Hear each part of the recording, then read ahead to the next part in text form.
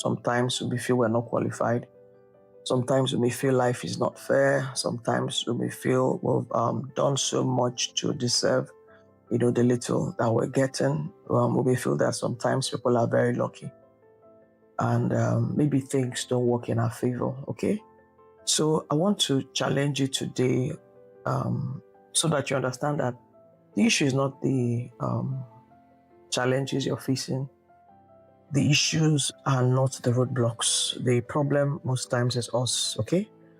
And that is why you have to give yourself the permission to grow. I've come to learn that problems help us grow. Challenges train us. They build your muscles. Wow. And you can also build strength for dealing with problems. Okay? The reason why generals rise and get lots of stars is because they fought so many battles, and they won it.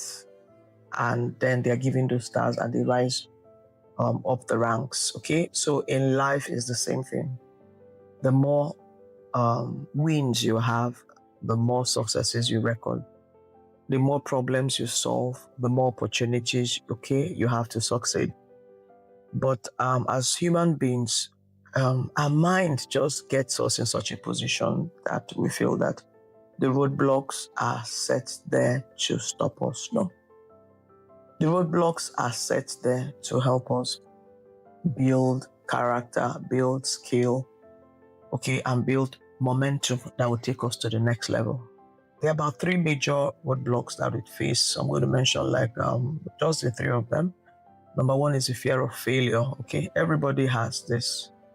We're scared to fail, and because of that, we don't do anything. Okay, and it's because of a voice that talks to us in our head and tells us, what if we fail? What if it doesn't work? What if people lie to us? What if people laugh at us? And I'm like, what if those things are lies? What if you succeed? What if it works?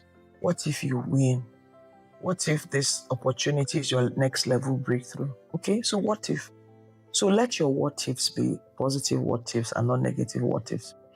Now, the second thing that limits our growth is when we compare ourselves with others.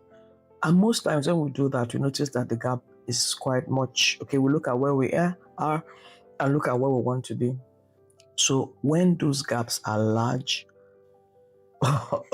or extremely wide, we just give up because closing the gap can be challenging. Okay, so that is number 2. So you just quit and there's no need bothering.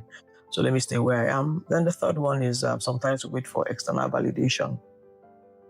Everything I'm mentioning here, it's a general problem because it's what our brain programs us to do. So the external validation is that you're looking for somebody to give us the permission to grow. And I'm here to tell you today that you don't need any permission from anybody to grow. Now, why does this happen? When we were younger, we grew up waiting for our parents to give us approval. Then in school, we also grew up waiting for our teachers to give us approval. Okay, the approval means, wow, this is good. Okay, you're good.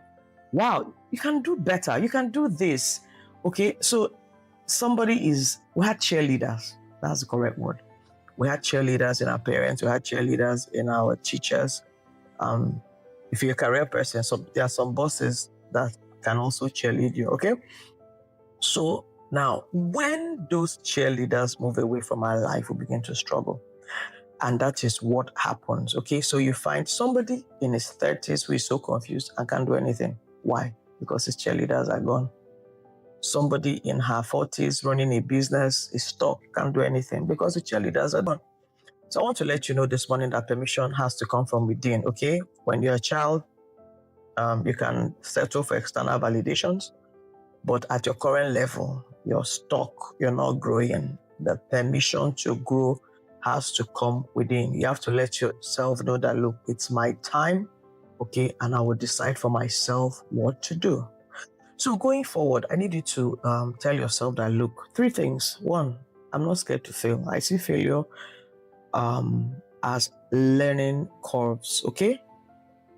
I just tell myself, I'm not failing. I'm learning how not to do it the wrong way again, okay?